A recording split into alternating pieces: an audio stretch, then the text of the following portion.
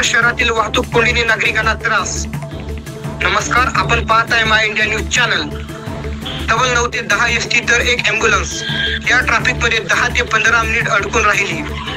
दिग्रस शहरातील मानोरा चौक ते छत्रपती शिवाजी महाराज चौक येथील मुख्य रस्त्यांचे काम चालू आहे। या सिमेंट रोडच्या कामामुळे वाहतुकीत अडथळा होत असून वाहतूक कोंडी ही नित्याची बाब झाली आहे।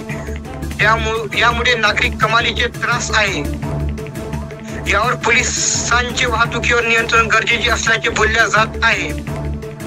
सध्या मानोरा चौक ते छत्रपती शिवाजी महाराज चौकापर्यंत एका बाजूने रस्त्यांचे बांधकाम करणे सुरू आहे।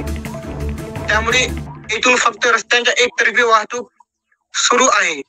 त्यातही ज्या बाजूने वाहतूक सुरू आहे त्याच बाजूने भर रस्त्यावर सर्व प्रकारची वाहने पार्किंग केलेली असतात। त्यामुळे वाहतुकीत प्रचंड अडथळा निर्माण होत असून बराच वेळ वाहतूक कोंडी होत आहे। अनेक नागरिकांना आपल्या कामावर जाण्यासाठी विलंब होत आहे। गुरींनी सुद्धा वाहतूक कोंडीमुळे त्रास झालेले आहेत। याशिवाय या ठिकाणी धूळ, माती आणि प्रदूषणाचा प्रचंड त्रास आहे। छोटे मोठे अपघात ही तर नित्याची बाब झाली आहे।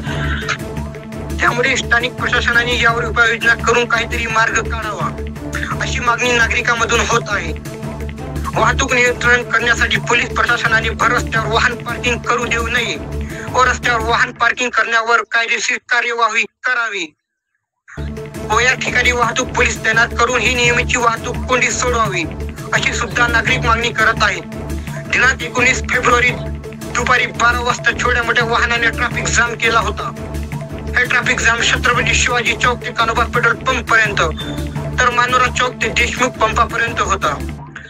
हे ट्रॅफिक खुले करण्यासाठी मानोरा चौक येथील दुकानदार व ऑटो चालकांनी तसेच काही प्रवाशांनी सुद्धा ट्रॅफिक हटवण्यासाठी मदत केली।